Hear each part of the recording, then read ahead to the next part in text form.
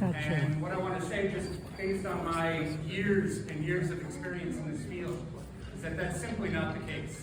Each project in a rezoning gets voted on its own merits. And each time it comes to the community board, to the borough president, to the council, it needs to be voted on its own merits. Just because one project got approved at a certain size does not mean that the next project that comes, maybe somebody who doesn't listen so well, who doesn't incorporate community feedback, that's ever going to get approved. So I just want to put to rest the concern that if one project gets approved, that means it's going to happen. And I want to comment on that too. And I want everyone to understand there is no such thing as setting precedent in land use matters. It doesn't happen. So everything that Jordan just said is correct. Thank you. So let me just introduce the team, and I think we're having some technical problems, but we'll start our presentation. Oh, Susan. So from You're going to show us ownership first. is Avi Madatav. You're going to show Mike it Altman, first? in charge of construction. Justin Sherman's from the architecture team. And Kevin's from our environmental review team. And Jay Goldstein is our land use attorney who's going to give the presentation. Thank you.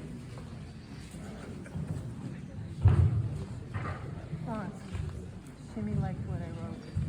Yeah, you go, but if they're going to show it, then what am I going to say? And the projector doesn't seem to be working. I'll just talk about the affordable end of it.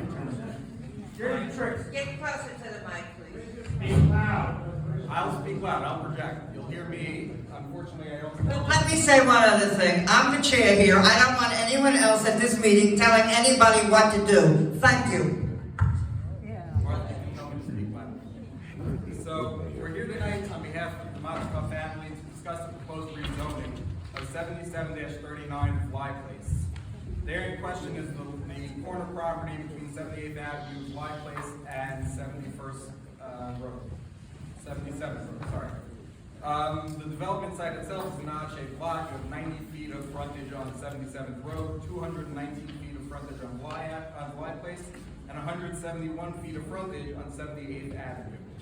The surrounding area, as many of you know, consists of community facilities, parks, single and two-family homes, as well as multi-family walk-ups. Historically, this site was a one-story commercial building that a number of years ago burned down. The Madatav family bought this property with the hopes of revitalizing and really activating this corner for the neighborhood. The premises is currently zoned R32C12, which has been in existence since 1961. The proposal before you would be to convert that to an R6A with a C23 commercial overlay. Part of that process, the city requires that there's an affordable component, of which we're choosing option 2, which requires that 30% of the residential floor area be affordable at 80% of the average median income for New York City. The proposal would allow for 3.6 FAR for a residential, commercial, and community facility building. The existing development has been a vacant lot. Recently, they put the first floor in. This was done because there was remediation on the site and then there was a hole left in the ground. So we wanted to, in an effort to fill up the hole so it didn't flood and didn't collapse, we put the foundation and we put a one-story structure in there. As of right, the developer would be allowed to do a 2-story building or a 55,000 square foot, 10-story building, community facility and commercial mix. The proposal before you would be for, as I mentioned, an R6A, which is 3.6 FAR. It allows for 124,000 square feet. The ground floor would be commercial and the cellar would be commercial. There would be approximately 18,000 square feet of commercial/community facility on the first floor. Approximately 16,000 on the cellar level. There'll be 126 parking spaces in the cellar with room to expand depending on the need. And it would have approximately 104,000 square feet of residential floor area.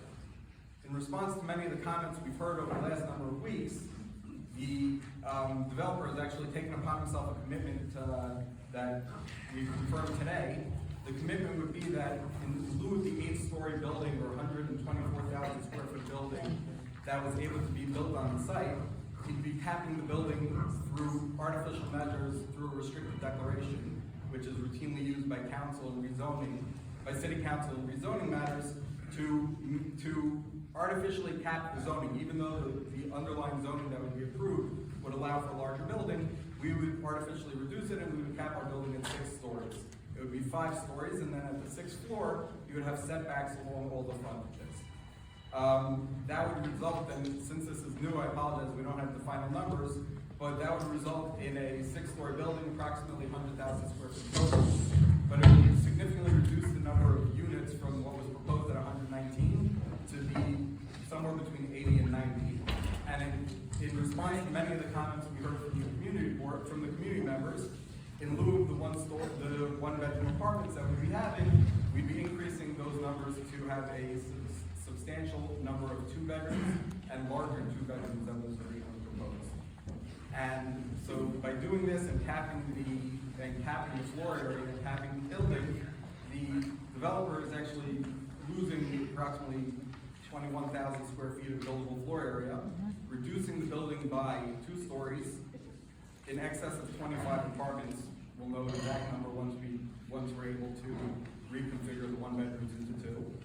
In response to some of the other comments we've heard, there'll be 1 parking space per apartment will be free of charge.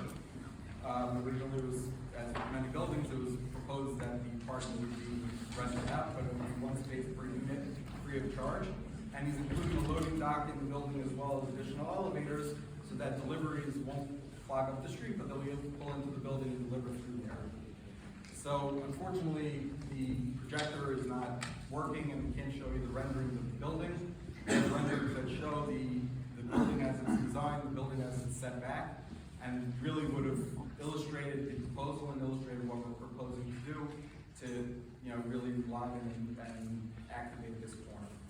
If there are questions from members of the board, Did you bring any printed material about it? I didn't, understanding there would be a lot of people, we thought that the projector would work. That's how we've done it the last couple. It's been a while since an in-person meeting, but the last couple of meetings, that's how we did it. I can share with the board and we can send it out to the board. It wasn't very, we can pass this around. Well, you know what? Pass it around.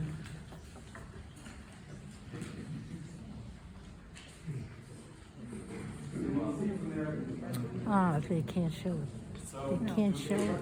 Right. I did. We have it connected. Okay, who's next?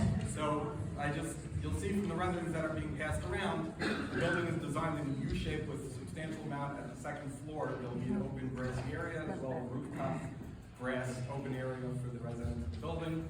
And we really tried hard to design a building that would, add character and add beauty to this area. So that's it for our presentation. If there are questions, we have to answer them. Question. Okay, all right, so we're going to, if that's the end of the presentation, and I'm really sorry that we can't see the Yeah, video. online. We're going to start with the speakers, and as I said, it will be a minute apiece, but you will give up your time if you can to somebody else. For instance, we're going to start with Asher Koenig. Asher is going to have 4 minutes, and he is going to take Muriel Klein, Sam How about some questions? Kawarowski, We have questions. and Bob Lukenbaum's. Mitch has a question. Jacka, can you make sure that they're lined up? An R6A Thank you. and there's an R6B. R6B, from what I understand, is at 5 stories. Louder. Our 6B is capped at 55 feet, so whatever 55 you get to. Right. But it's only 2.2 FAR as opposed to the 3.6 that the rest of the- Right, so, but the thing is if you would be reducing the building down to 5 floors plus on the 6th, which is going to be not a full floor. Right? Yeah, if you would go for an R6B and then a variance to put up what you want to do. Mitch, maybe you need to take the mic, but get close. If you would take an R6B, which gives you 5 stories or 55 feet, So then what you can do is, instead of going to an R6A, go to an R6B and then go for a variance for the roof or on the 6th floor for that, whatever they want to put up on the 6th floor, call it, on the roof. Is that something that could be done? Based on the floor area or the FAR restrictions, an R6 would only get us about. Can you speak into the mic, please? Based on the, is it better here? Yeah, when you're close, we can hear you. Based on the, all right. Based on the FAR restrictions, the building would only rise to about 3.5 stories. So it wouldn't rise to 5 stories because of the size of the lot and the size of the building, or the footprint of the building. On top of that, in order to get a variance from BSA, we'd have to show some sort of hardship inherent in the property that I don't foresee or see an avenue of finding a hardship in the property. So therefore, going for the rezoning and then going for a variance wouldn't be a plausible option. That's why, in lieu thereof, we're offering to reduce the building, or committing to reduce the building, and filing a restricted declaration in consultation with the city council's office that will limit the building to the heights and to the FAR. Okay, I'm gonna take another couple of questions. Thank you, Madam Chair. You mentioned that you're going to be reducing the number of units to 80 to 90, give or take, but you're going to have 126 parking spaces. So With the mask, if each unit has one space, what will happen to the excess spaces? Will they be available for people with multiple cars, or what will happen with those excess spaces? Yeah, the idea would be to have them available on a first-come, first-served basis on a rental, that if you have 2 cars and you want to rent an extra space, you can rent an extra space. And depending on need, there's room to increase the number of parking spaces in the cellar. So if there is a need for additional cars, we have the options. And are those spaces reserved for the building's residents or for shoppers in the first floor commercial space? So the units will have reserved spaces for them, and everything else will be on a first-come, first-served basis, whether it be depending on the demand for the building residents or for the commercial. I have free Thank you, parking. Ken Cohen. How you doing? Do you have a general contractor identified yet for the project, and do you plan on building the project with Union Laborers? Ken, nobody can hear you. Take a mic, one mic or the other. I asked if he's identified a general contractor yet, and if he will be building the job with Union Labor. I'll defer to my client for the answer on the GC and labor. I think union labor is still being. You're not gonna have union. But in terms of the general contractor, there's work going on, so I assume you have a general contractor for that. He's sitting right there. The general contractor is here. If you'd like to speak. What's their name? What's yours?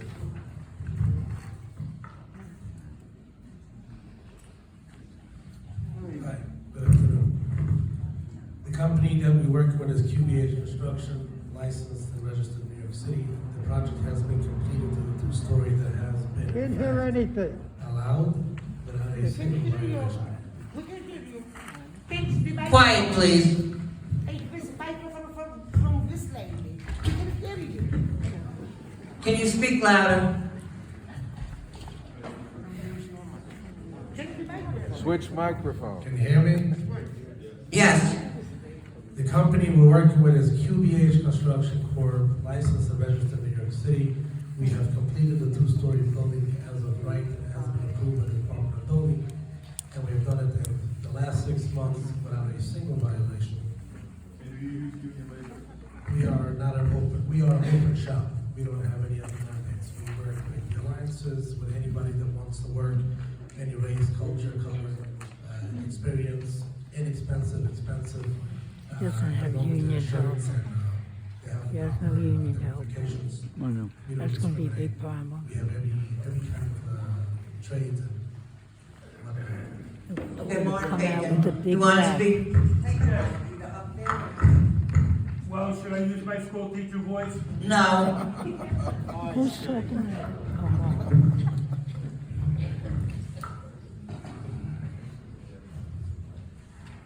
Why are you not using union labor? And, which I probably know the answer. I'm sorry. Save money. We, New York City, the saying, well, I'm going to try to use the least expensive labor that I can use, because if we're union labor, they would insist on a certain dollar figure every pay period, and I'm very much in favor of such. Okay, are there any more questions for the developer? Yes. They don't take questions No, from you're the... not a board member. No. Sorry. You're here to observe, and you're here if you signed up to speak, but you're not here to ask any questions. That's reserved for the board members. Okay. All right. Deliver. The question is, what percentage of the unit are you getting affordable housing? So the affordable housing is going to be 30% of residential units. Can't hear you. Even mix of the 2-bedroom, 1, 2, and 3-bedroom apartments. We just have one simple question. Excuse me, one simple question. One, only. Oh, John Green, there you go. Okay. Can we? Okay, John Green has a question. It's my understanding that the community space will have a gym available for the community. So the question was, his understanding is the community facility may have a gym for use by the community. That's under consideration. It was something that was expressed to us and something that we're open to having. There have been no tenants identified at this time. Thank you. Okay, are there any more questions? If not, we're gonna go to the first speaker, who will be Asher We Payne. have question. Later. You're not entitled. Stop it, please. No question. Okay, Asher is getting what I'm calling air rights from Muriel Klein, Sam Kay, and Bob Linden found. So, go ahead, please. Good evening. I did come prepared. I am going to build them. This is a rendering of the building proposed. Let me just say this. It is not their fault that we don't have a projector. It's our fault. No worries. This is the building as they're proposing. As you see, it almost looks like it's on a deserted island, like almost like Central Park. Very wide landscape. On this rendering, it makes it look like this street is many lanes, and this is actually two-way traffic. This is actually a skinny little street that you can barely get through. There's cars on both sides. In addition, this is the largest size floor in our area, which is the 3-floor co-ops, as opposed to the 1-floor or 2-story residential private homes. And by the look of the picture they presented, if you draw a straight line, it comes out to about the 5th floor of this property. The smaller building is... If you can't keep quiet, I'm going to ask you to leave the room. Thank you. This is the upper, from the sky, the view of how it looks. It almost looks like, in their presentation, that the heights and the roofs are pretty similar. In reality, this was taken 3 weeks ago, and as you can see, the height of the 3 floors are almost there, where the 2nd floor, and including the elevator shaft, it's almost already there at that spot. This is how our area really looks. There are buildings everywhere, and right in front of the site is a very narrow building. There's a narrow street right across from Stepping Stone School, and it's not spread out as in those other pictures that make it look like that. In reality, this is the thoroughfare to get to the Grand Central, to the Jackie, to Queens Boulevard, and any other highway there, to go up this street or this street, get you to Main Street. This has been extremely congested for many years.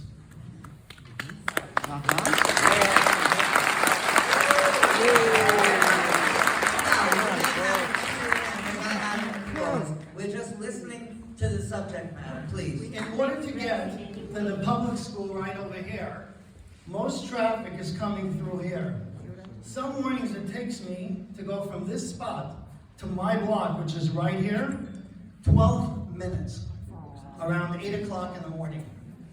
And it's the access to every Leave point. at 7:30. A group of us, when we found out about this 5 weeks ago, and we went with the developer, he had just gotten phone calls from 311 that there's terrible traffic because of the cement trucks. And he said, don't blame me for the cement trucks, the traffic. Everyone knows it's been terrible for years.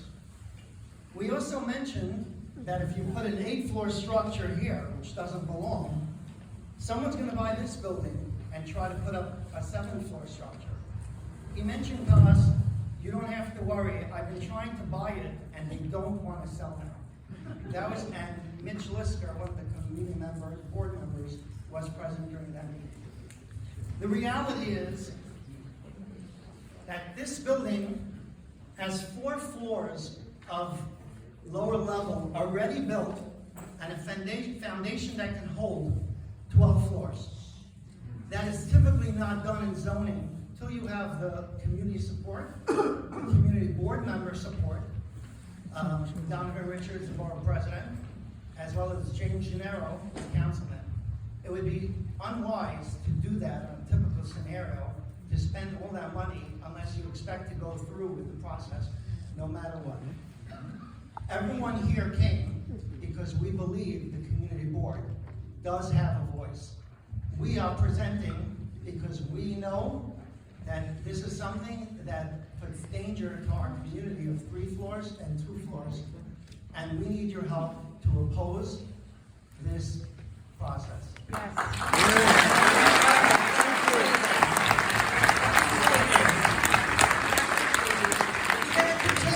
I'm going to ask you to leave.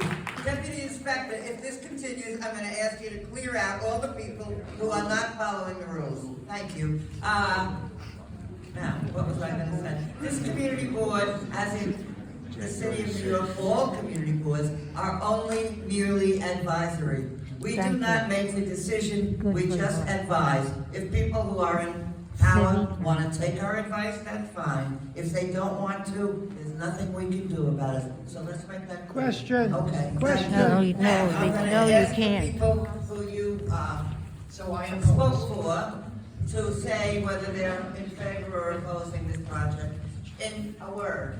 Miriam Klein. She's opposed. Sam K. Question.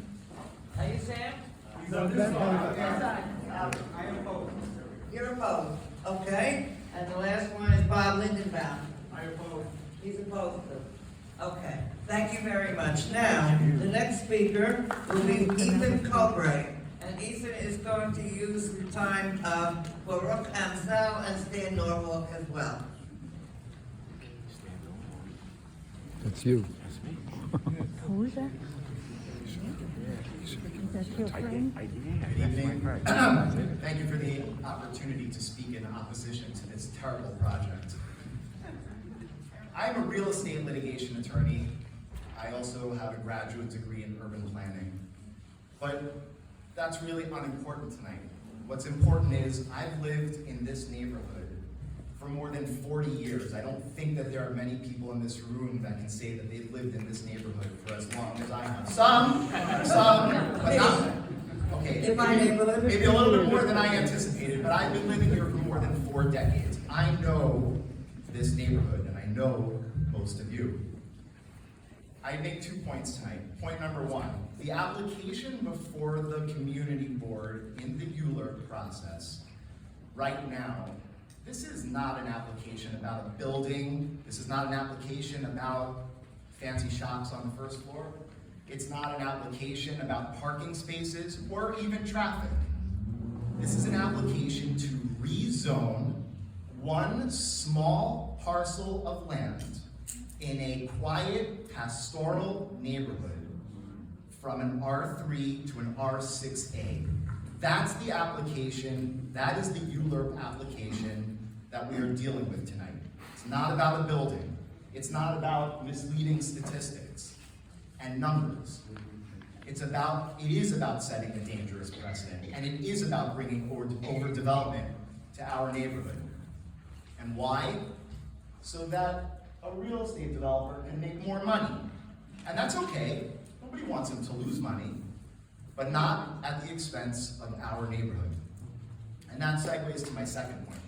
As my friend Jay Goldstein will tell you, the Euler process was enacted to gain community input and community buy-in. And while the developer here tells us that he cares about our community, even though he's not from our community, his actions have shown anything but. His actions have shown that he has disdain for our community. Because if the developer cared about our community, why did he keep his rezoning plan a secret while admitting recently that he's been planning this for more than 4 years? If the developer cared about our community, why did no one in our community find out about this rezoning plan until 72 hours before the last planned community board vote? If the developer cared about our community, why does the DOB rendering that is to this day affixed to the construction fence around the property show a rendering of a 2-story building when he knows full well that he's been planning and continues to plan for an 8-story building? If the developer cared about our community, why has the developer admitted privately, although not publicly, that he's, as Asher said, trying to scoop up properties all over our neighborhood so that, in the developer's words to me, so that he can turn our neighborhood into Forest Hills and Rego Park. Nothing against Forest Hills and Rego Park, but that is not the nature of our neighborhood. And if the developer, No. and I'm not so against it, but I am. I understand. And if the developer cared about our community, why is the developer harvesting petition signatures from other neighborhoods and paying people to sign petitions in favor of this terrible project? The answers are obvious. You are the community. Your time is up. You are our voice, and we urge you respectfully to use that voice to vote down this project. No, stop it. You people, adults or children, when you're told no, don't do it, please. Because I'm not going to be here till Friday to listen to your applause or anything else. Okay. Baruch Ansel and Stan Norwalk. You want to tell us in a word? I agree with everything you just said. Thank you. Yeah. Will you, Baruch? Okay, where's Stan Norwalk? Right here. How you doing? Okay. Are you for or against? I'm against. Okay, thank you. Okay, may I make a simple statement?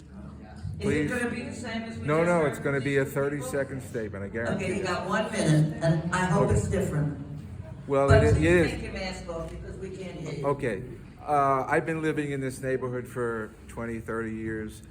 The problem, we're missing one big thing. Is we're not against housing. What we're against is waiting in line to get out of this neighborhood and to come back in. We wait 10, 15, 20 minutes during rush hour and during busy times.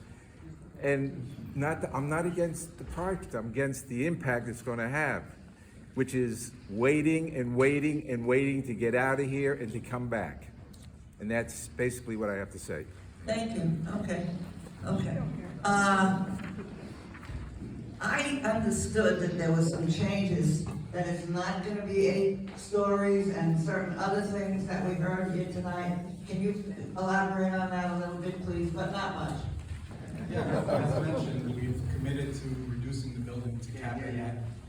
As mentioned, we've committed to reducing the building from the 8 stories that was originally shown in the renderings that Mr. Koenig sent. The building now, as will be proposed, and which we've committed to doing as of this afternoon, will be a 5-story building as shown on the renderings, and then the 6th story will have the setbacks as shown on those renderings, but the 7th and 8th floor of the building will not. Additionally, in response to comments made by many of the community boards, many of the community members, we will be eliminating a lot of the 1-bedroom apartments, which was an area of concern. They wanted more family-sized units, and we'll be replacing much of the building with larger 1,100 square foot 2-bedroom apartments. significantly reducing the overall unit count that was originally proposed. Madam Chair, may I respond? I'm going to take a couple of questions. One is from John Gebhardt, and again from DeWitt after that. You mentioned making commitments to do this and that. Who have you made those commitments to?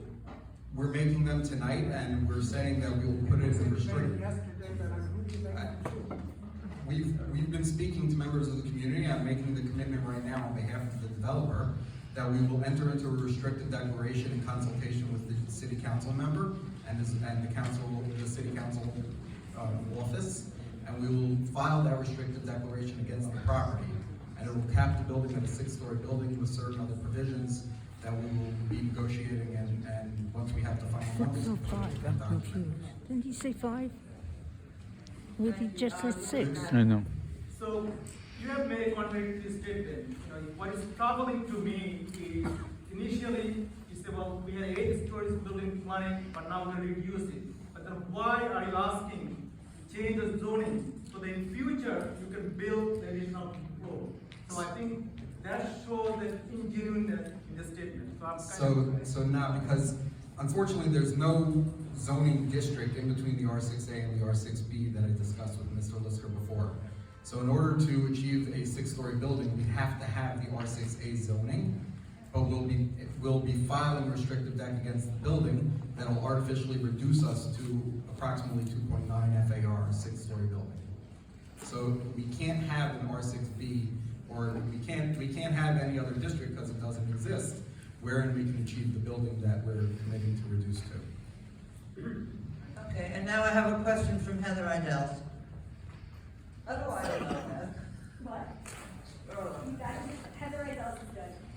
It sort of touches on what Philip asked, as well as what Big Time was bringing up, which is there's 11-hour dealings going on.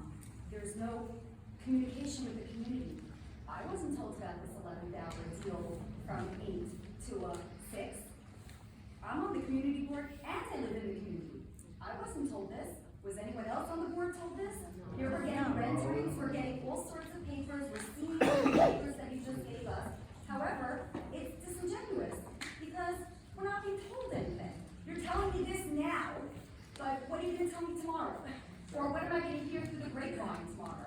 Nothing. This is something that we're putting on the record as a community board record. The community board will issue their minutes and their recommendation to the council member, and the council member will take that and use that to have us issue the restricted deck and file it against our property. But we don't know what kind of deals you're going to make tomorrow with some other community board members. Or It's still going to be 80-20. what new idea you're going to spring out. And we don't know this. You're telling us you're doing this for the community, yet I am the community. I live there. My family lives there. All my friends, I know almost everybody here. Unlike Eitan, I was born in this neighborhood. I lived here my whole life. I care about what's going on here, and here you are springing this up again. There's a new change, and now it's going to be 5 floors plus a little bit of a penthouse that's not 5 floors, that's 6 floors. And the deal making that's going on doesn't seem to be in line with care about the Everything to be community. kosher. These deal makings, as you call them, are routine It's not throughout what the I call property. them, it's what's happening. It's routine throughout these processes with every rezoning in the city practically, where you hear, through the ULUR process, you hear more and more of the community feedback, and you come to the community board and you present your application. We're presenting now with a commitment. That commitment is on record and will be sent to the borough president, city planning, and to the council member. And it's our commitment, and that is what we will put in writing with the council member and file against our property. But Mr. Goldstein, it's been 4 years that you've been able to, you've had the opportunity to speak to the community, that you've not added anything to the community again. This came at the 11th hour. There was no communication with the community, which was told to me at a meeting. I was told at a private meeting. We spoke to the community and there was community buy-in, and I said, okay, great, the community wants it, fabulous. Except no, the community didn't want that, and now the community doesn't. I think that was a big misunderstanding, and this. That's quite the way What'd she say? It was a big misunderstanding. Quiet. I was told, not third party, I was told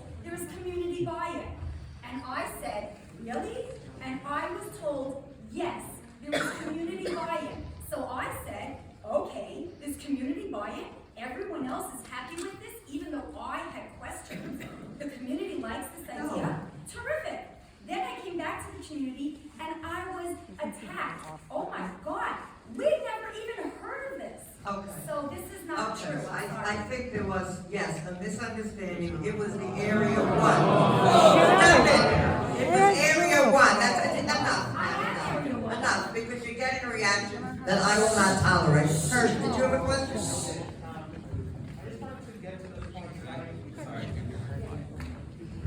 I just want to get to the point that was raised by a gentleman over there about the concerns about traffic, because it is a legitimate concern, right? Because you have all of these roads going to these major thoroughfares, and adding a multi-story building with potentially 100+ new vehicles could be, especially during rush hours, could be problematic. So is that something that the developer has looked at to consider traffic impacts in this community? Yeah, so prior to certification, which gets us into the ULUP application, there's a substantial amount of environmental review, which is a traffic analysis, shadows analysis, and things of that nature. Not true, not true. City planning reviews it, DOT works in conjunction with city planning to review these applications.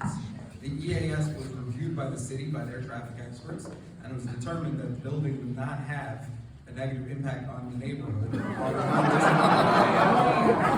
true. Not discounting any. It's already having a negative. You can drive every morning and see your house. All right, you go now, please. You can be the first one to leave. While we're not, Sorry about that. While we're not discounting traffic in the area, the traffic will not be exacerbated by the building based on the analysis that was done.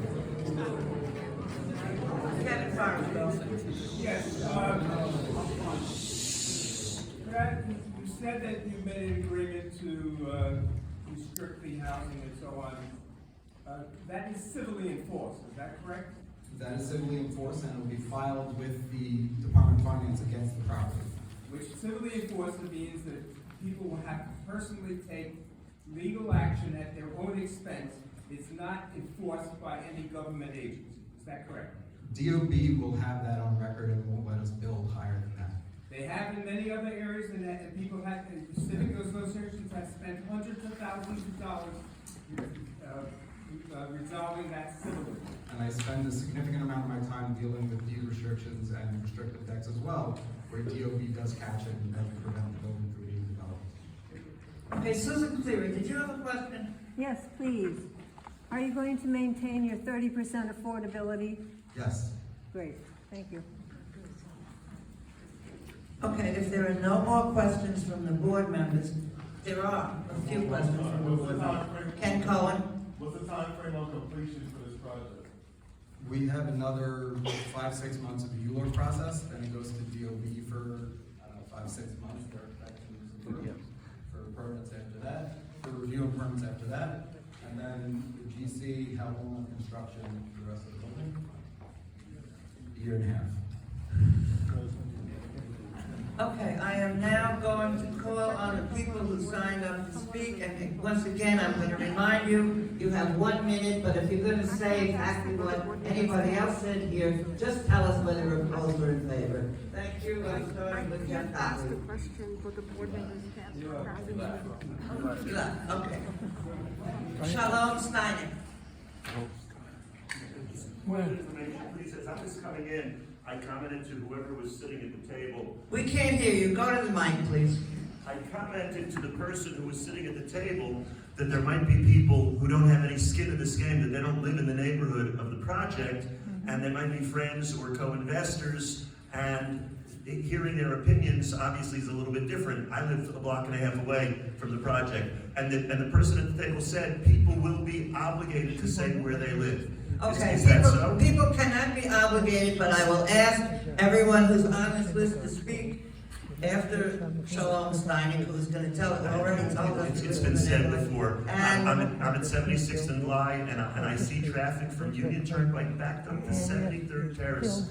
And I also see dozens of school kids coming from the other side of Main Street, not going to an intersection where there's a light, trying to cross the street, and God forbid, I can't imagine if we add another 150 plus cars to narrow one lane Vleigh Place. Very much opposed. Thank you. Peter Tucker, are you here? Yes. You have a minute, come over there, please, and tell us where you live. I relinquish my time. I am opposed to the project. Thank you very much. Barbara Tuckle, are you here? I am here. Yes.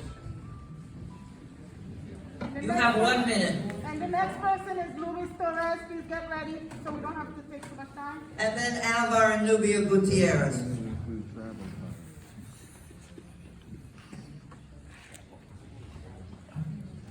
evening, everyone. I am Microphone. Microphone. Thank you. Good evening. I'm Barbara Tuckle. My Speak up, family please. lives at 7645 Vleigh Place, 1 block from the proposed building. We oppose this amendment. I and several volunteers, with little time and effort, collected over 1,000 signatures from neighbors in the immediate area of the building who saw the plan and oppose it. These people represent our diversity and our unity. We speak with one voice. The Hispanic, Jewish, Asian, Indian, African American, and Polish families here love this neighborhood. The proposed 8-story building, and I'm talking about the information we got up to 5 minutes before this meeting, we believe it will undermine the quality of life that our low-rise neighborhood provides. Safety, walkability, neighborliness. 8 stories is at the heart of our objections. We've been told twice now that it's not 8 stories.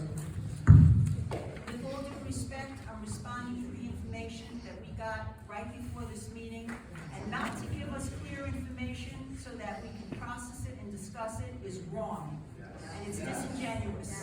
We'll cancel the meeting and reset, what do they call it? A Reschedule. high-rise building belongs in a high-rise neighborhood, not here. I respectfully ask CBA, with over 1,000 neighbors of ours living right in our area, whose petitioned, whose names I have, to oppose this resolution. Thank you.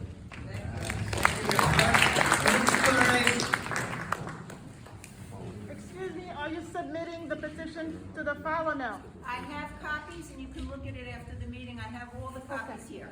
Thank you. And then both Gutierrez, please, after Luis Torres. Good evening. My name is Luis Torres. I live in 7641 Vleigh Place, very close to this construction. We are here to reject this project, this amendment for the DOP regulation. I believe the owner of this property need to follow DOP regulation. All of the neighbors follow that. I mean, they have to do it. The Kew Gardens Hills is a low density community, and we want to keep it that way. The parking space that they mentioned didn't match when they submitted the original project. It's in the DOP the website. You are going to see some parking space, and then those parking spaces supposed to be for the community area and the commercial space. Now they plan to use those for the apartment. I believe doesn't match with the original project. And I believe that all those people that is going to live in those apartments are going to use the street. And we'll have more space. I live in that area and we don't have more. That's it. That's it. This is for our family, for our community. Please don't allow that. Gutierrez.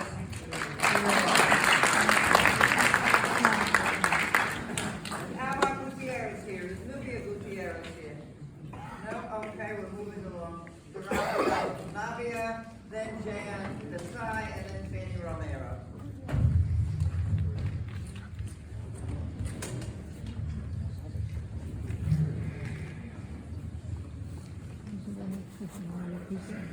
Good evening, everyone. I live in this neighborhood for 22 years. I rent my keys, and if it's everyone remember, a few years ago, before the fire on that corner, there was a couple of business over there. at least 6 or 5, and there was a cows running around there, parking around there, trying to find something. It was really, really a mess. So please imagine how many people is coming now in 80 apartments or whatever they try to say. Is going to be terrible. The space on the park to us kids is going to be limited. Everything is going to be limited. So please take at least a moment to take a look and say not to this project. Thank you so much.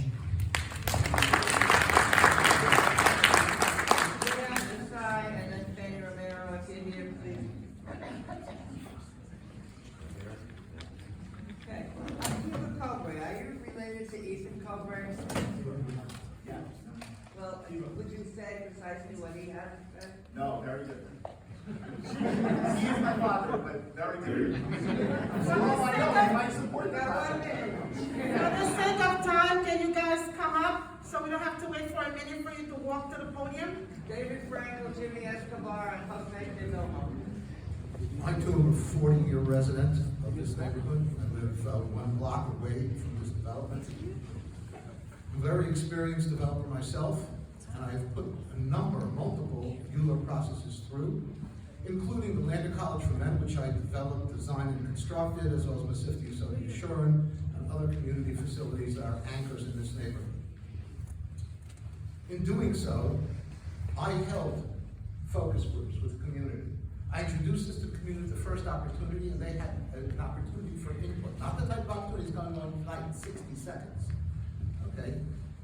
And again, as was stated before, when you walked by this place, you thought it was a 2-story building until 35 days ago, okay? That's deceptive, okay? That's not a matter of anything else. That's an outright deception. And the planning that went into scheduling the first meeting a month ago, okay, with hours before, that people are notified hours before, is an outrage. It's an intentional deception, and it's an intentional attempt to collapse the time and prevent the community from having an opportunity to speak. There is a time to do this, but I want to say one thing. It's not up to you.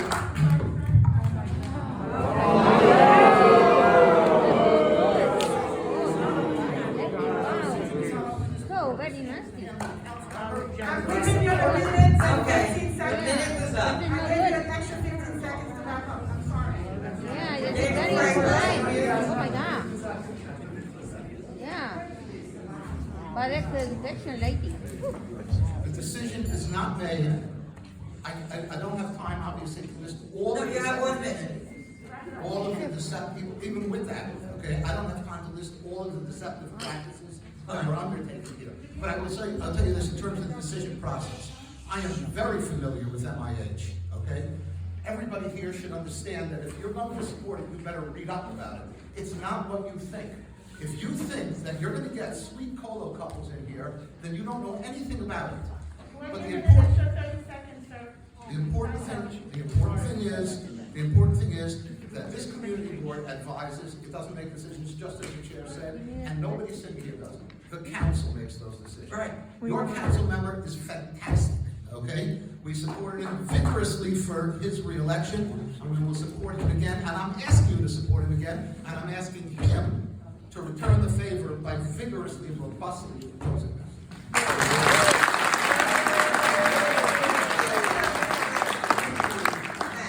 Madam Chair, I'm just asking you to put into the record that the community board sent the notice 2 weeks ahead of time to the residents that are affected, and that's 400 feet within that property.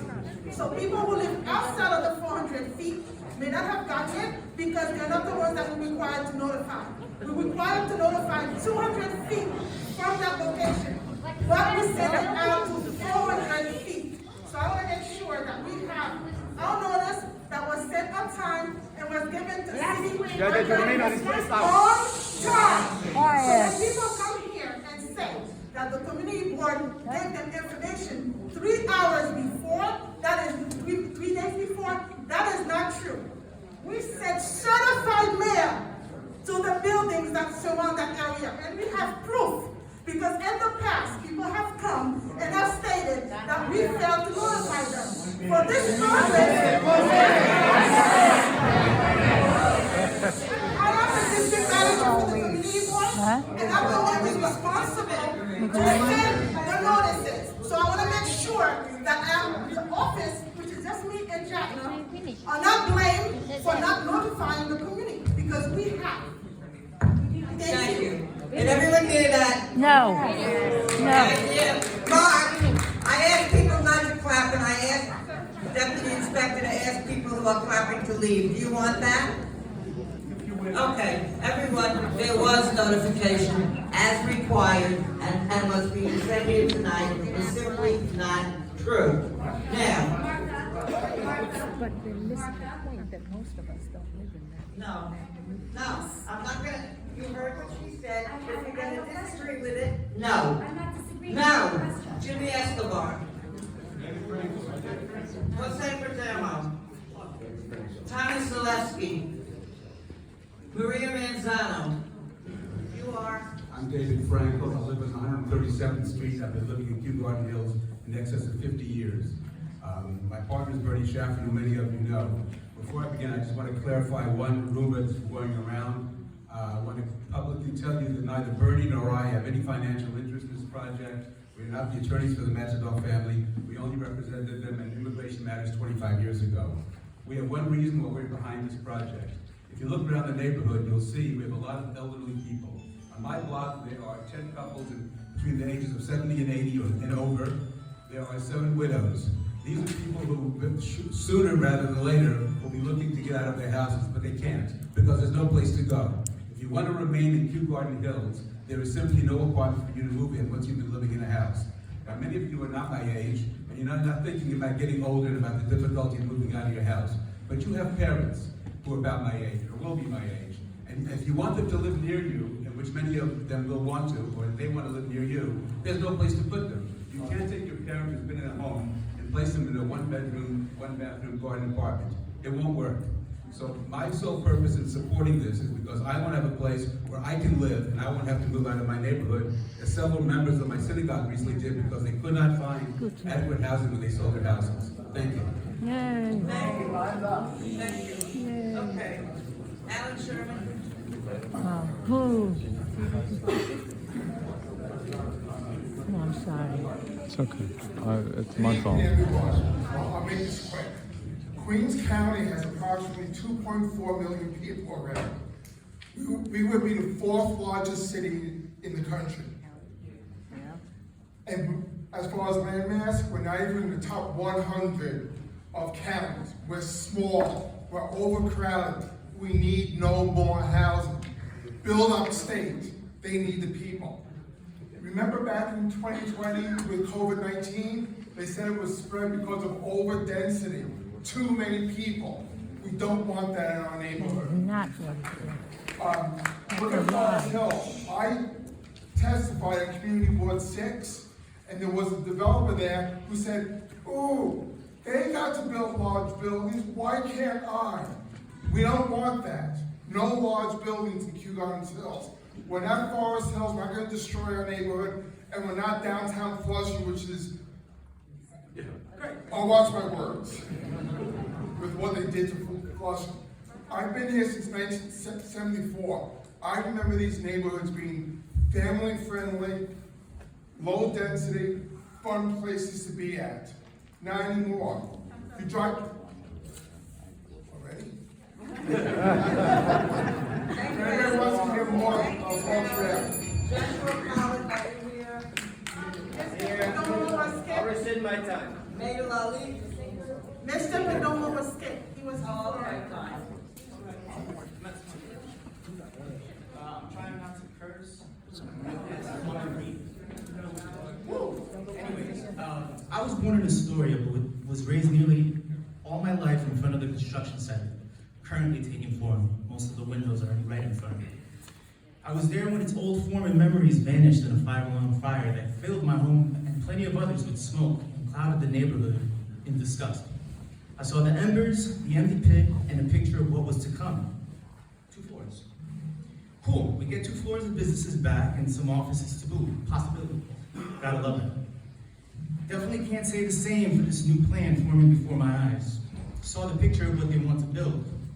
If you look at the approved two-story design and what it is now, they're already building it to look like the new building. The original was a rectangle, and now this one is a U shape. So they're setting themselves up because they think they're gonna win. I guess they're really confident in this one, but they don't understand the neighborhood. They will rob us of parking space in a place already hurting for it.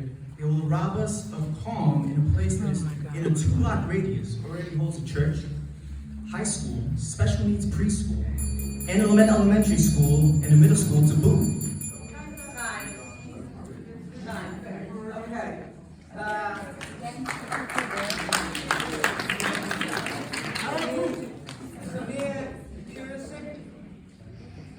Edward Kemmer.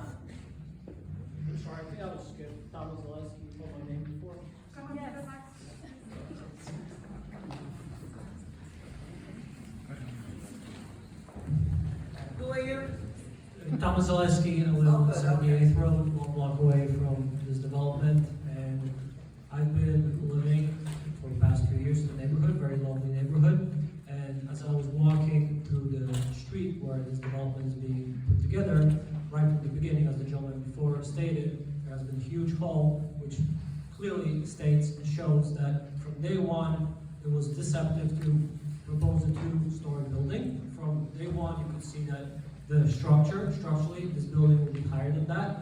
Therefore, from day one, this whole process is being deceptive and not approved by the community. Now, I think if I we've could heard just... this before. If you have nothing to say that's different, then... No, that's fine. I'm already done. I would just like to give my last 10 seconds to actually the community and ask the community whether they agree or not, or whether they oppose or not to the project. Thank you. What do you say? 4? Is there anyone else that's... I didn't hear you. Okay, then Leo Herzog. My name is Maria Manzano. I live a block away from the construction site. I start with saying I oppose. The parking issue, everybody has been talking about, It's not a parking issue, Jesus all the Christ. traffic and everything, but even How's it a since before parking this issue? project even started, just They the have fact that they garages. surrounded How those does that 4 become a areas parking issue? became a problem And they're for not the gonna people that take live in the community their to find parking. Never cars mind to work. now, A block and a half is the whether express it's bus. 2 Why floors would or they 3 take floors, their car whatever and it block the is, it's gonna traffic? be too many. Too many, there's not enough parking for the people that already live in this community, so I oppose. Thank you. Well, you're an idiot. There's parking for everybody in the building.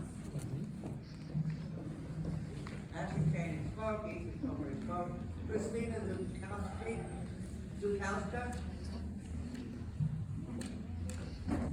Charles Lynn.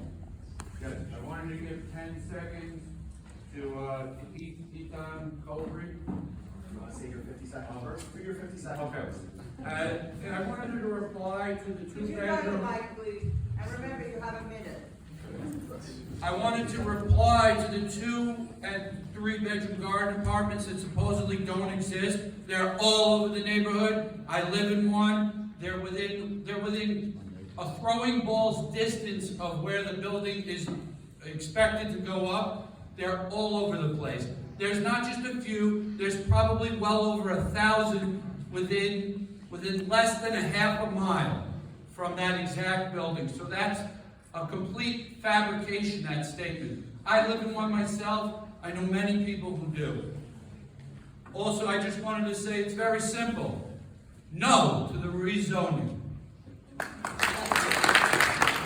So he's saying there's lots of 3-bedroom apartments in the community? What's that say? Where? I don't know. Parkway Village. Our development. I don't know any other development. I know definitely Parkway. Now, the next person is Ken Cohen. He ceded 10 seconds to me. I gave He ceded 10, that's the way he started. Marie, make sure everybody. Thank you. I don't need a minute, I just need 10 seconds. Sir, do you live in Kew Gardens Hills, yes or no? Jay, do you live in Kew Gardens Hills, yes or no? You'll stipulate that nobody sitting here on behalf of the developer actually lives in the neighborhood, yes 10 or no? seconds. That's up.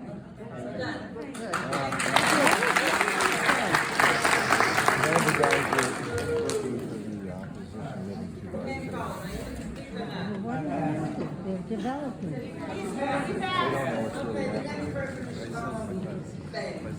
I'm sure they're surveys of development. They're saying how many people live there.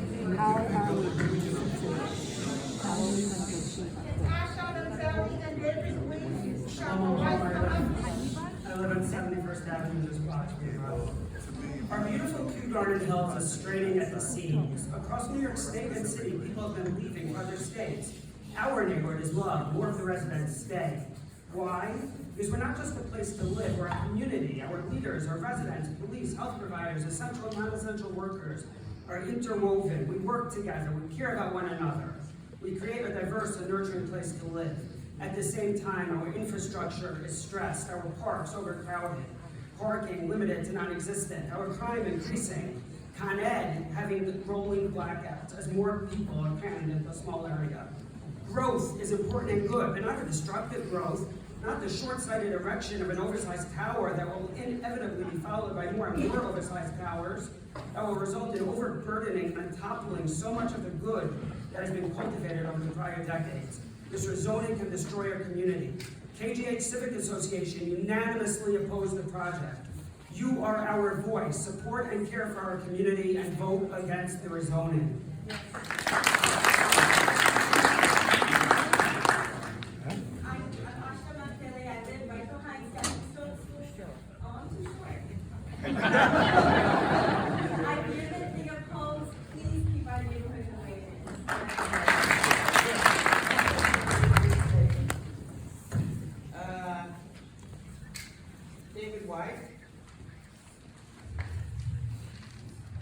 As a 25-year resident of Kew Gardens Hills, I think that we've heard the voices of the opinions of the room, and no need to go over that again.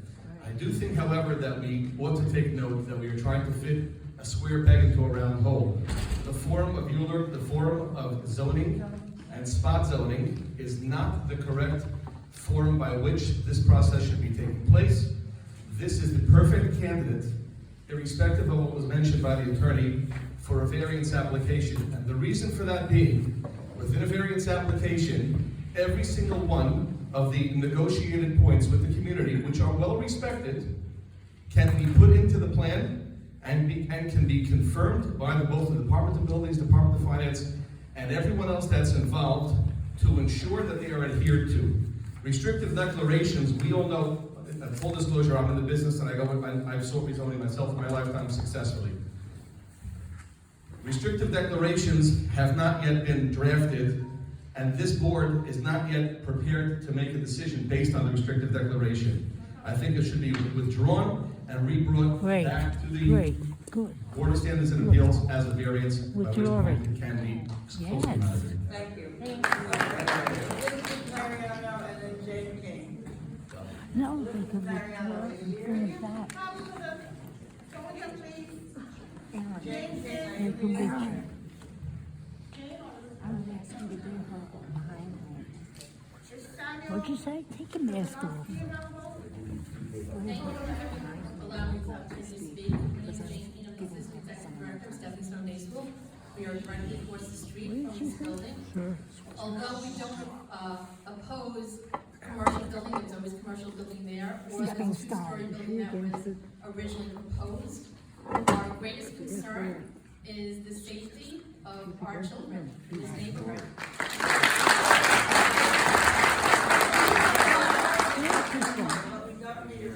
I know, I have something different. I do have something different. This is a walkable neighborhood. Children are on the sidewalks or on the streets. They're going to the playground. Our playground at Vleigh Place Park is already overcrowded and overused. I'm very concerned about the increase in population with this increase to even 5 stories. That our children are walking on these sidewalks and that it's not going to be safe. You've heard all this. If you recall. I am opposed.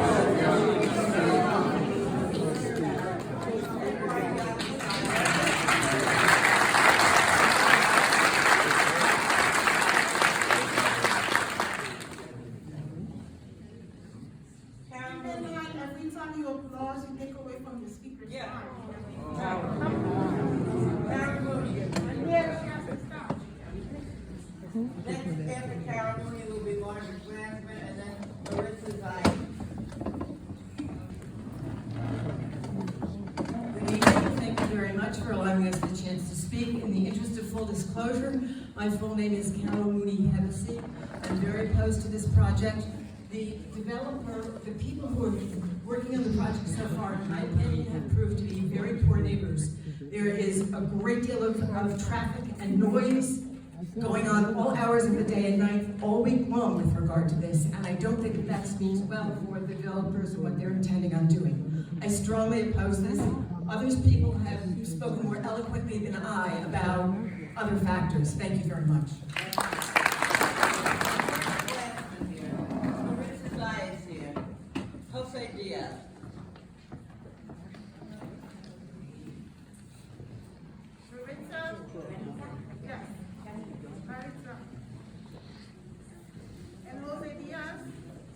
I'm taking the time for my husband, so I have 2 minutes. I'm not going to talk long, but my name is Marisa Canillos. My husband, my mother, and I will live 1 block from this development. I just have a question.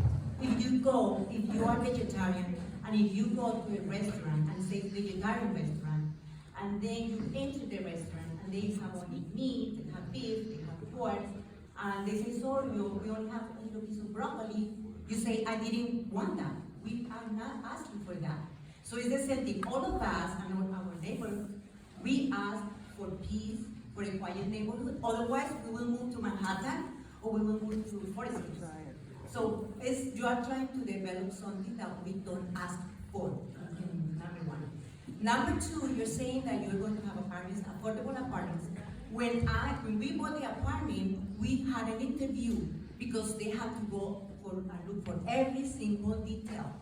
All of us, we are workers, no matter what social economic status are, language, or race, whatever.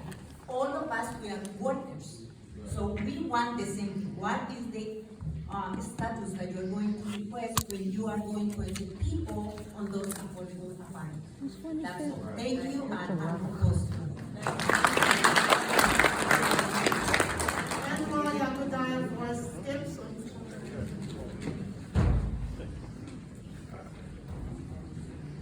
Good evening, my name is Edward.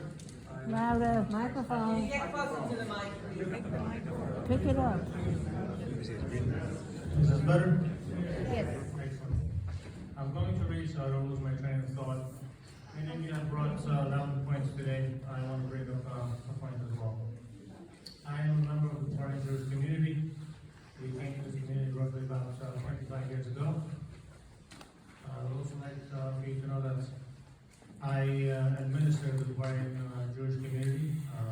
We have a membership of 25,000 members. I'd like to point out that while these neighborhoods are quite lovely for Fresh Meadows, Kew Gardens Hills, Jamaica Estates, they can definitely be used subdivided. I'm speaking on behalf of the young families that live here. And we all have children, we're all working people. We like to go out, we like to have fine dining, we like to take our children to the pool, we like to take our children some places where they can have activities. These neighborhoods, not to say that they're crumbling, but you know, there are Asian facilities, and most of the time, myself and a lot of our friends have to go to Brooklyn, Long Island City, other neighborhoods where these types of facilities are available. I am for the development. I'm for the development, and I'm for the development. Can you please allow him to wrap up, because I'm asking to wrap up.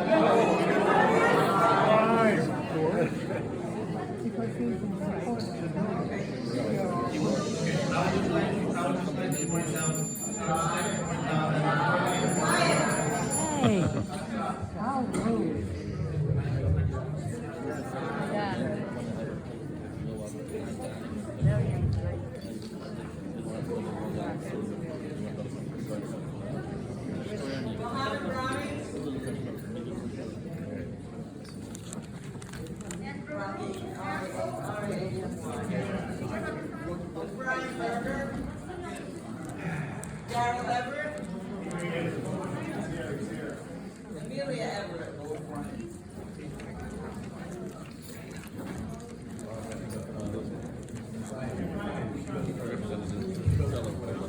Only 2 people were for the development.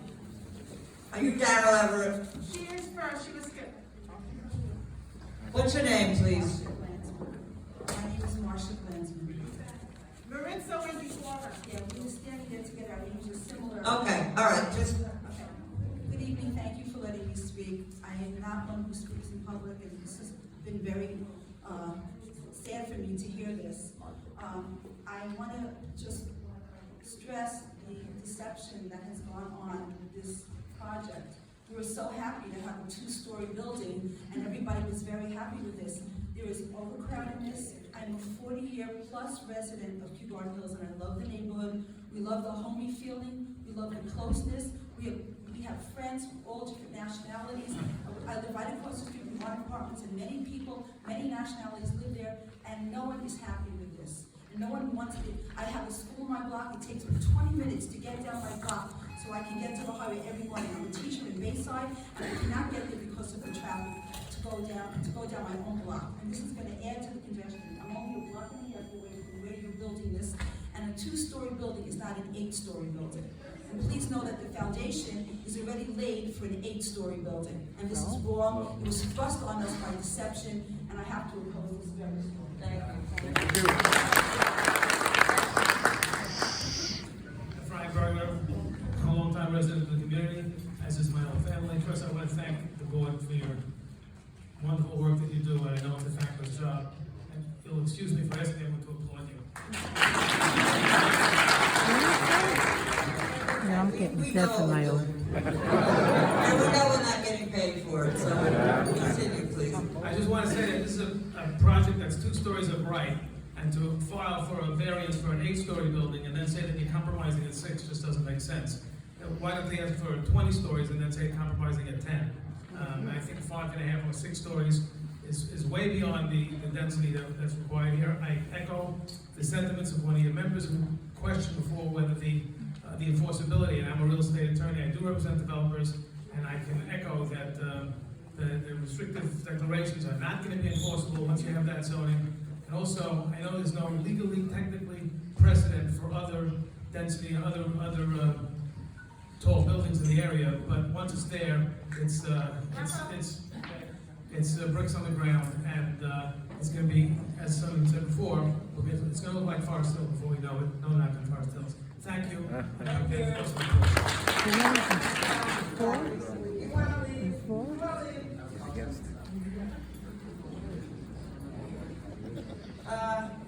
Darryl Everett. I'm the wife of Vleigh Everett. I'm vehemently opposed to this project. I am also a longtime member of the community. I've lived in the community for 33 years. My children have attended Stepping Stone School. My children have attended PS 164.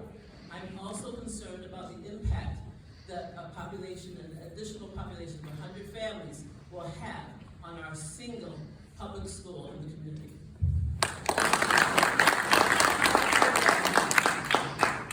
You want to leave? No more clapping. Mike Seidel, are you still here?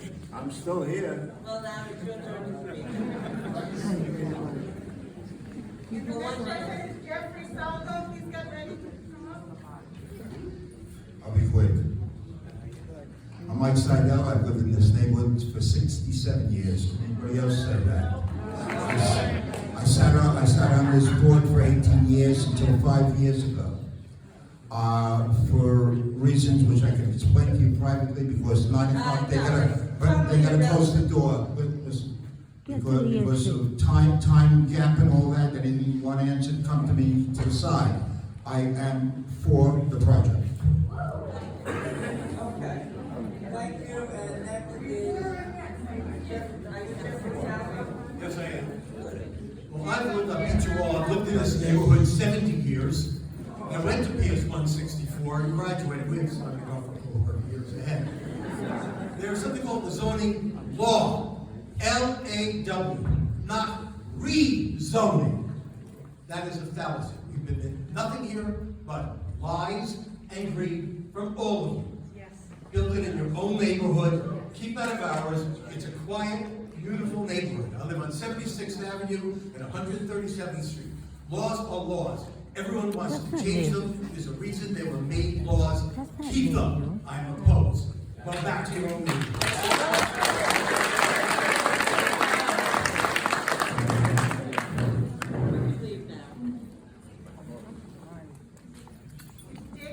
You're wasting our time, now I'm gonna waste your time. Every single person who's sitting here applauding when I'm telling you not to can just leave. So will you please go? You're the first one. Yes, you. You, sir, right here. Because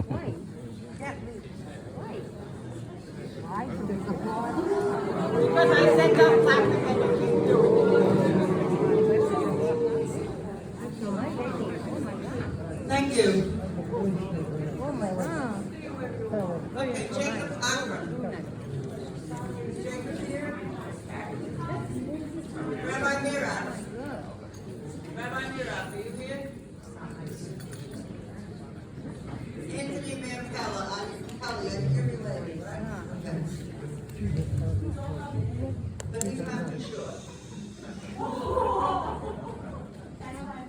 Thank you for the opportunity, honorable members. I am the former Community Educational Council, along with my colleague over here. And in the area of education, definitely I'd like to reinstate that safety is a key concern. For two schools especially, the community school right there, where students are starting their life, and the lovely stepping stone schools where children are, especially children, are suffering. There's enough said about the reception, and I hope you take some lessons from here. We do have a wonderful precedence in the Freedom Tower. There was active engagement for over a period of 10 years. 10 years that engagement with the community got designs, multiple designs, debated over it, and then finally built the building. Think about that. And finally, I'd like to close with today, we're reaching this era where sustainability is a very important point. And please think about how are you making a sustainable community. Just think about it. A lot of talk has been talked about the traffic and the safety. Now just think about how are you going to make it sustainable. What's going to happen is just a cascading effect of a community getting worse. And I vehemently oppose this budget.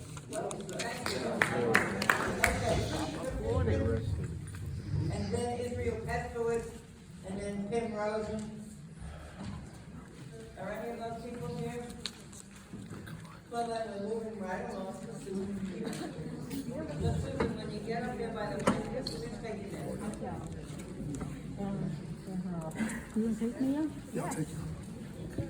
And then Florence, you're next.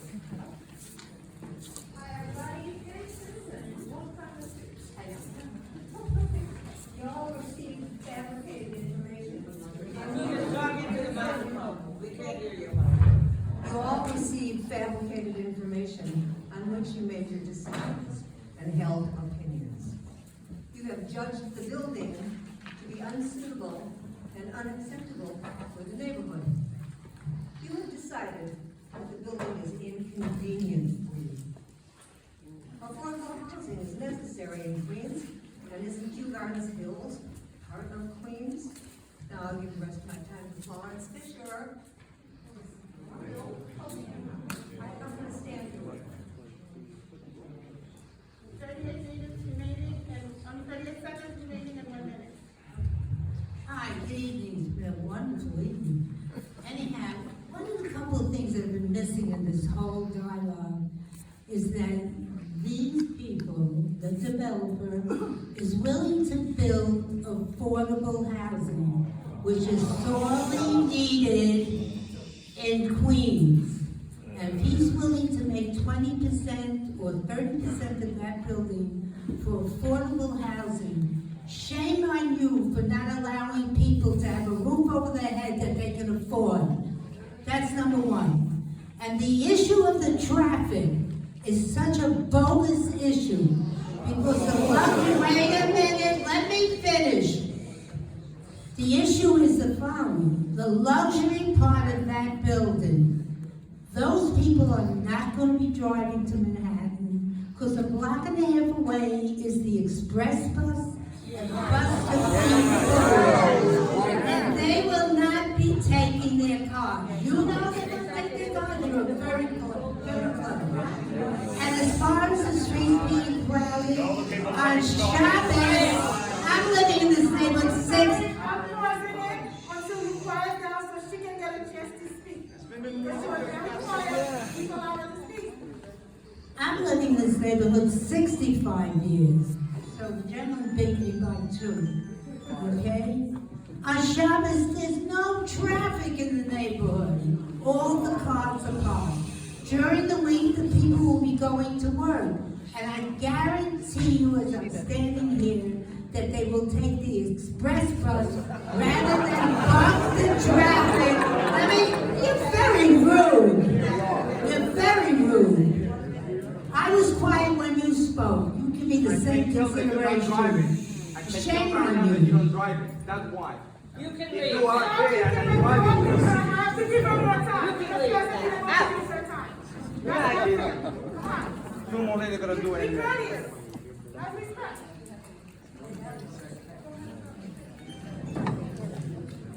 Getting back to the traffic issue, nobody here knows what the traffic issue is going to be of this particular building. First it was 8 stories, now here it's going to be 5 stories. But the bigger issue is the affordable housing issue. Why can you sit there and say, I don't want people to come into this development? I don't want people to come into my neighborhood. Why don't you put a fence around it so nobody can come? This is progress. We have many people who live in Queens who can't afford luxury housing. They need affordable housing. And shame on you. Shame on this people. Okay, fine. Yeah, thank you.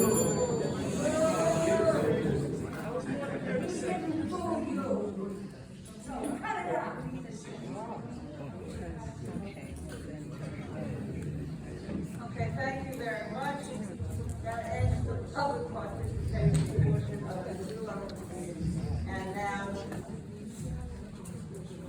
do you have anything to say in brief? Very nice.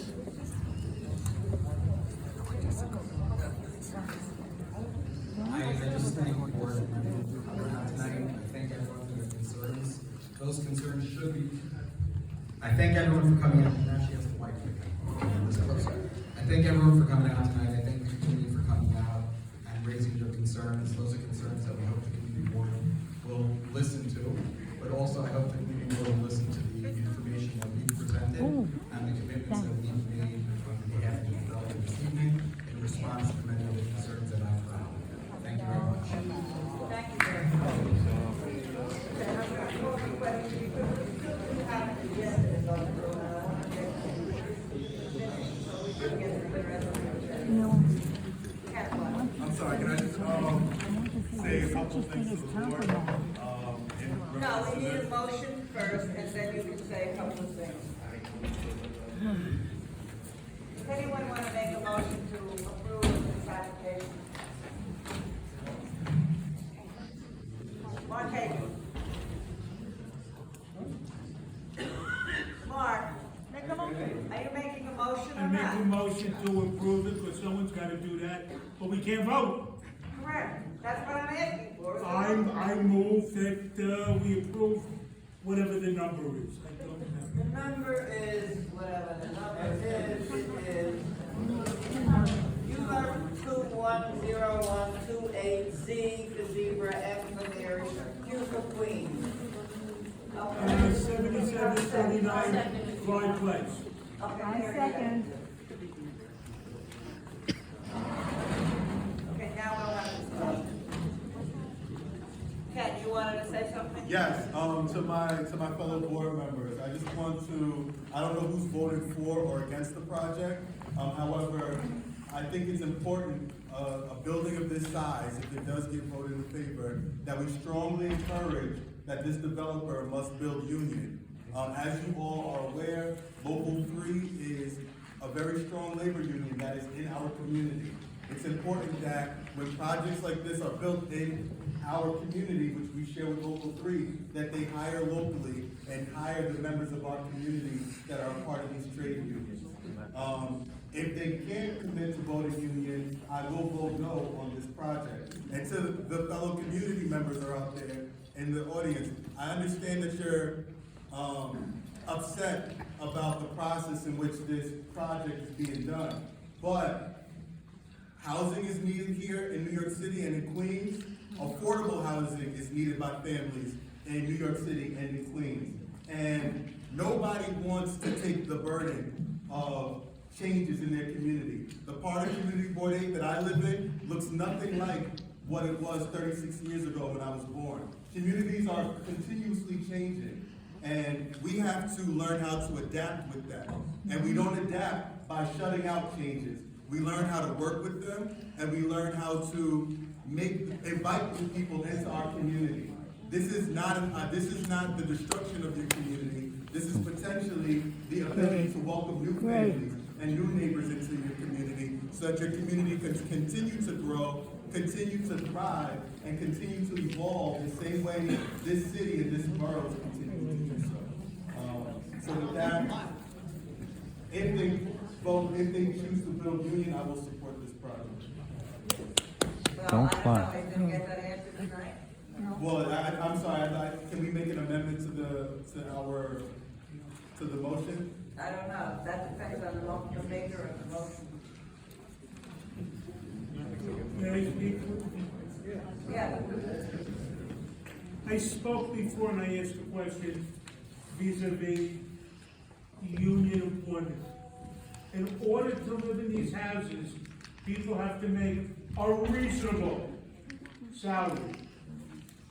Therefore, in my opinion, the only way to make a reasonable salary, and an answer that I got, look at our blacks, whites, Asians, I got all of this, people coming from all over the world,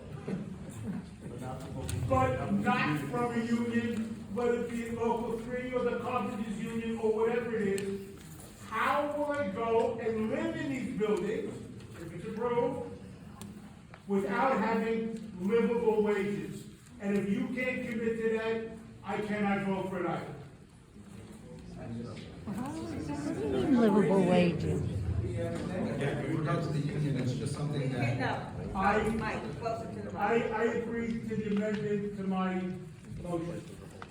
With regard to the union, it's definitely something that will be taken under consideration. I can't answer that now because it's a big decision with ramifications, as you mentioned, to the entire project.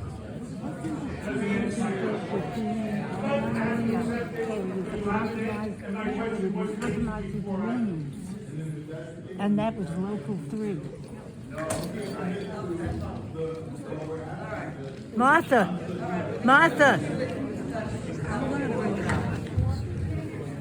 She's got to recognize. We're going to continue with this discussion from the board members. Let's go around the table. Philip, you're next. Yes, so I just want to echo with what Ken, Gwen said, and others. The affordability began with using the member of the labor union. I just want you to understand that if you deeply care about the people, diversity, make a commitment to use the member of the labor union. That shows that genuinity. Thank you. Okay. The next person is Tony. Yeah, I agree with you. What did he say? Union labor. Right, we'll talk about union labor. Supporting. Thank you, Charlotte. I said I agree with it. Enough, I agree with it, what he says. Yeah, of course.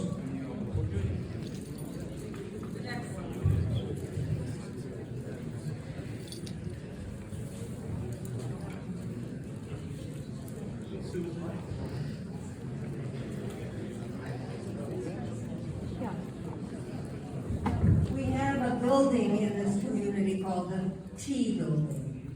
It was initially going to be non-union. Then everybody got the good sense about them to not make it totally union, but to compromise. So it was built and put back together half and half, I guess, because they had union and non-union workers. And Local 3 was a big mover in it.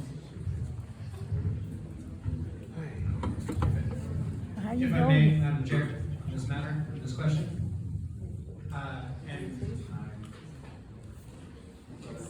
To your question, and sir, regarding the unions. This is a it fundamentally changes some of the economics to the project.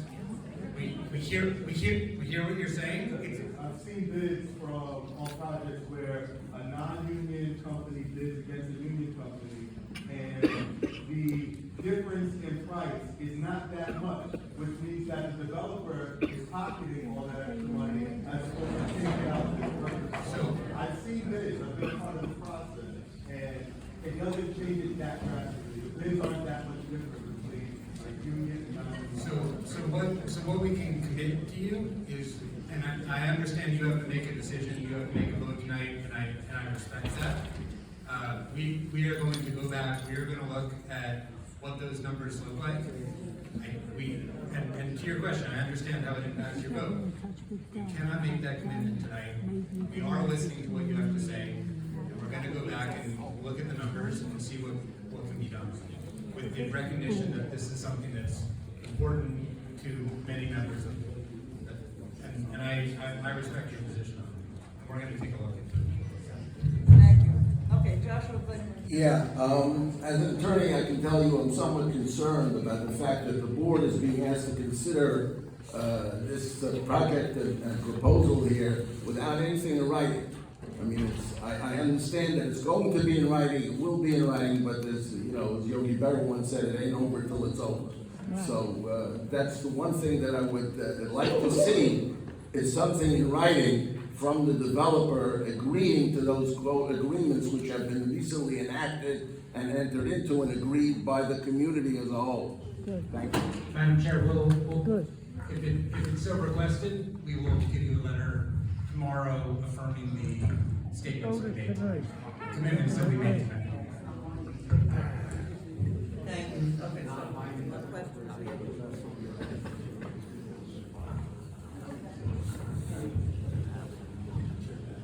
In addition to the comments about union labor and subjecting a potential, if it were to get approved, conditioned upon that, as well as the commitments that have been made about the size of the building and all of that, I would also encourage the developers to think about some community benefits.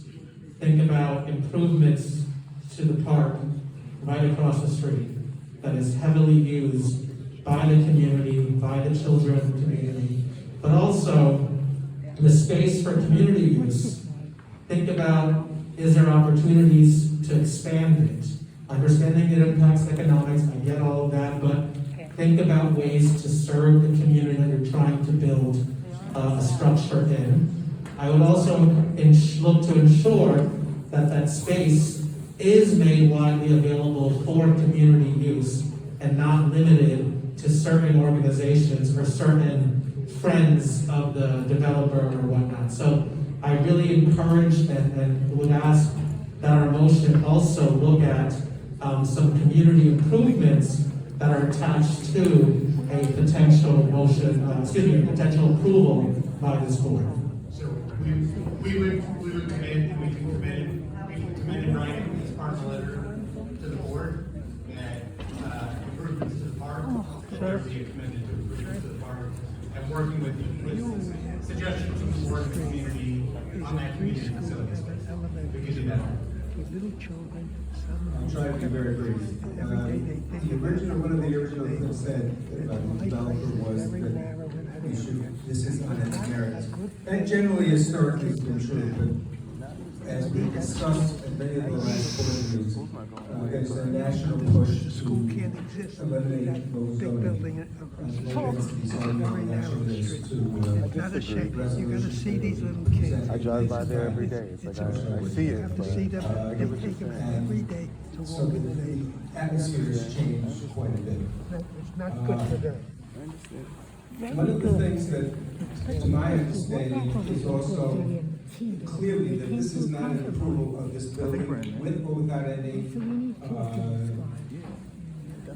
conditions that the developer puts forward.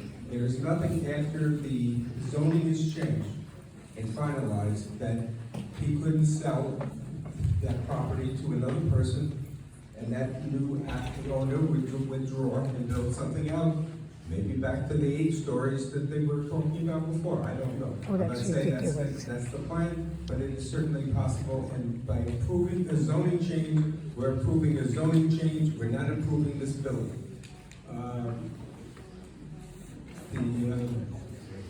There were several things said about the developer not being a stand-up, I would say. I was approached, as I've never been approached in over 20 years, through my private email, through my private phone, without giving the developer the things to speak off the record, individually. I did not get back to that individual, although I respect his desire and I have no question about his motives. But it raises questions. I've never had somebody want to be not ask questions or give answers in an open forum. Later tonight, I'll be talking about the need for affordable housing. It's a very, very real issue, and it needs to be addressed properly, not ad hocly with this or that and this other proposal. And it needs to have something done very positively and cooperatively to provide housing in many, many areas, not in just small sited areas. I would urge all folks, for the reasons stated by me and others, that we reject this proposal tonight. Thank you.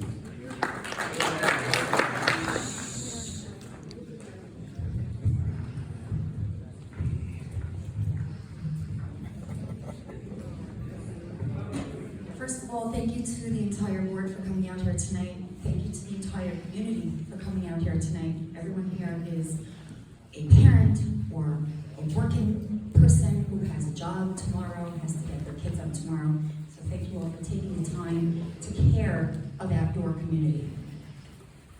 I was asked to join this board to give a voice to the voiceless of my community. I staunchly support growth, capitalism, and beautifying our neighborhood, the one I grew up in and the one I raised my family in, and where my whole family still lives. My parents, my siblings, and my grandparents still live there. I am equally against unwise overgrowth, especially when driven by mixed truths and worse, as I experienced on this project. Hundreds of my neighbors live within blocks of this project and resoundingly conveyed to me that this overdevelopment is not what they want from our community. I am here on their behalf and use my voice and my vote to speak up for them. I vote no and urge my colleagues to look around at this turnout and listen to the will of the people and do the same. Don't George, you get thrown out. I think we're all aware that there's a desperate need for affordable housing in New York City. The governor made a proposal that can put sheds in your backyard for people to live in. You can have live in your basement, in your garage. Thank God the legislature turned it down. Along with the tens of thousands of people who urge their legislators, don't do this. But we need to find a solution to the housing project. Do we put a fence up around New York City?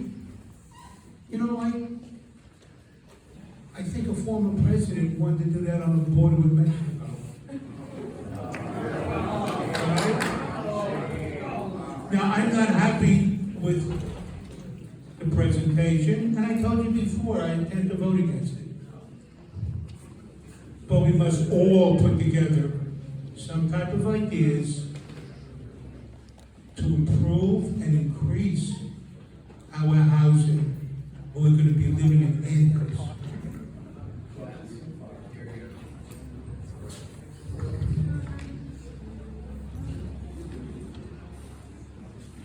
Good evening all. I want to thank everyone for coming here tonight. Really greatly appreciate it. I usually do not speak, but I just wanted to put in a point. As I got dubbed into being the Area 1 chair, and this project happens to be in Area 1. So I have to say that basically we do feel that there's an important and an integral part of affordable housing, and to give housing into the neighborhood and to help people get affordable housing. There is, on the other hand, you have to, as I am the voice, sort of say, of Area 1, and I have spoken to people, and I've heard people here tonight.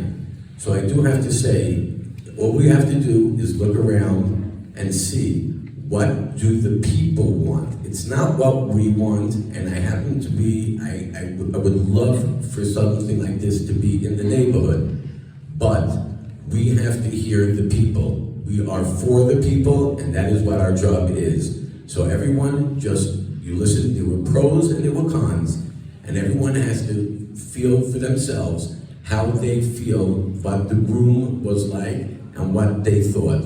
And everyone should have a great evening. Thank you. Thank you, Minnie. Can you vote for it or against it? Responded to me when I asked you to be the chair of Area 1. Excuse me? One last point. I think we should table the vote. I think we should table the vote for tonight, because there's many changes being discussed. That would change. Builder and. Change. No way, no way. Oh, wait. Vote is tonight. Mark the, time, the clock. Yeah, that's what I was gonna do next. Yeah, I'm Scott Solomon, City Planning. Yeah, okay. Stand up. So we- Well, I'm here to explain the process as far as. Do me a favor. Take the mask off. Take off I would your love to take it off, but Yeah. as an employee, I'm not allowed to. This is the first time I'm wearing a mask in weeks, so that's the only reason I'm wearing it. It's because I'm here. If no one tackles on me, I'm fine with it. You know the process gets triggered when it's certified. 60-day clock starts with the CED. That ends on March 28th. So if you were to table it, that would have to occur by March 28th. Now, you submit it a few days later, CPC is not going to not accept it, but it's really, it's usually by days, not weeks. So it's really due by March 28th. It was certified on January 15th. Usually it's about a week of transmittal period that adds some buffer zone. It's really about 60, 70 days, really.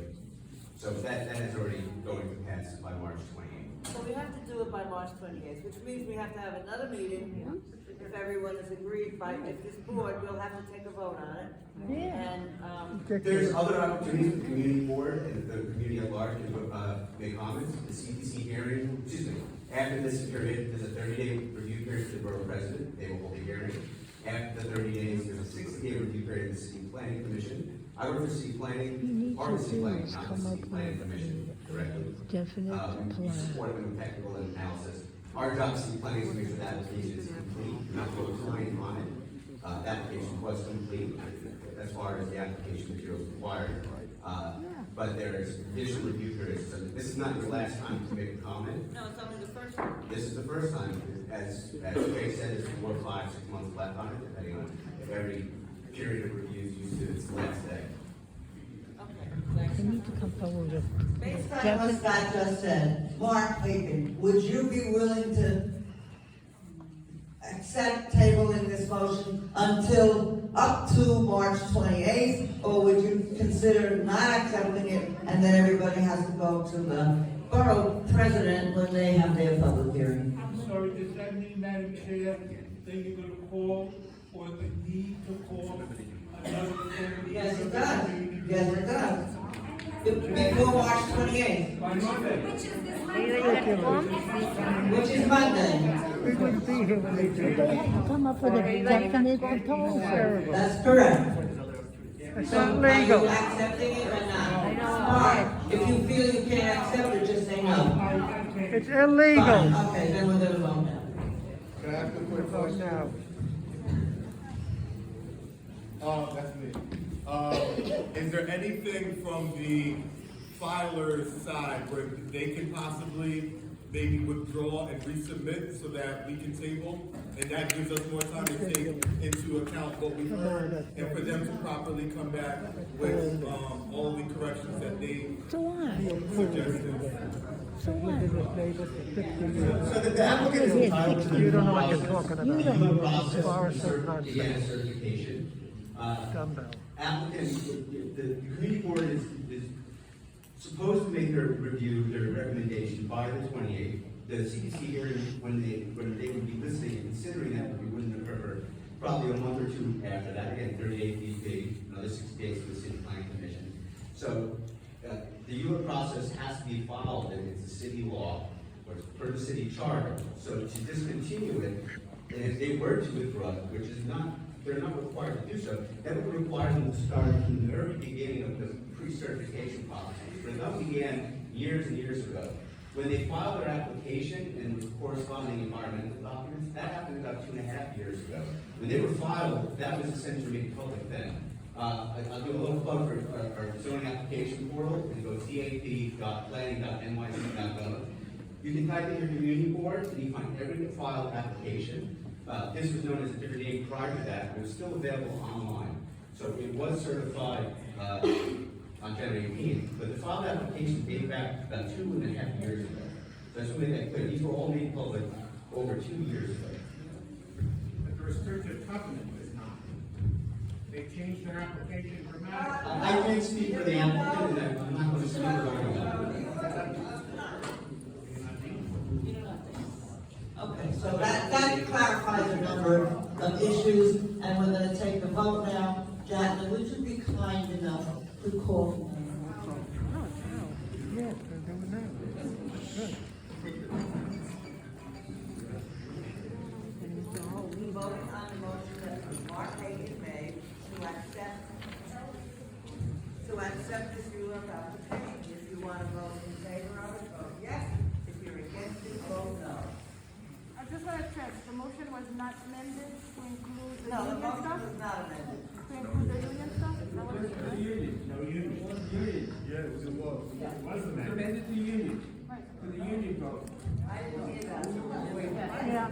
Could you restate the motion so that everyone is clear on what they're voting on, please, Mark? I moved to accept 210-128 ZMQ 7739 Vleigh Place BBL 4-6630-1 and 15. And then it was amended by Ken to include that they utilize union labor.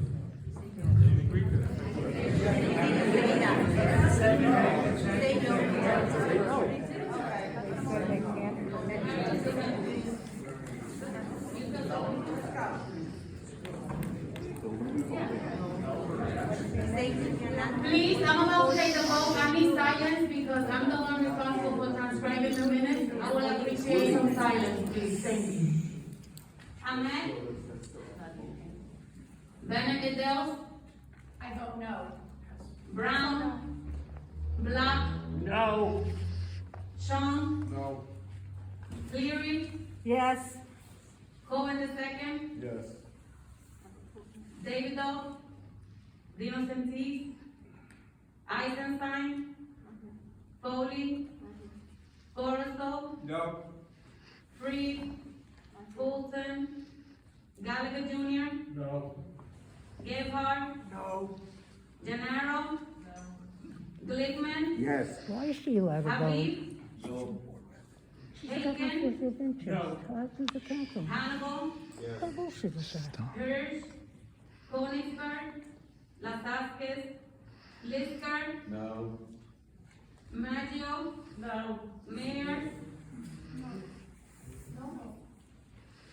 Martin? No. Murapaya? Yes. Knapp? Knapp? Yes. Yes.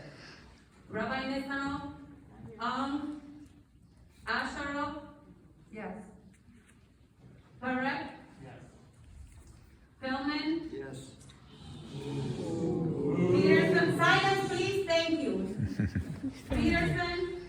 Which one was Rahman? Ray? Yes. Rosenbaum? Oh, shit. Short? No. Sharma? Sherman? Singh? No. Dr. Stern? Taylor? Yes. Tobin? Yes. Weinberg? No. Williams Moore? Okay, thank you. By the way, I want to thank both of my staff members tonight for doing an amazing job in the face of very difficult.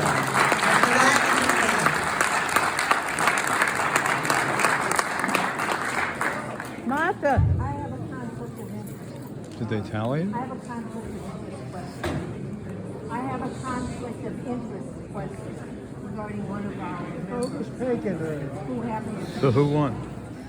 Wendy Pinero. No. Shouldn't she have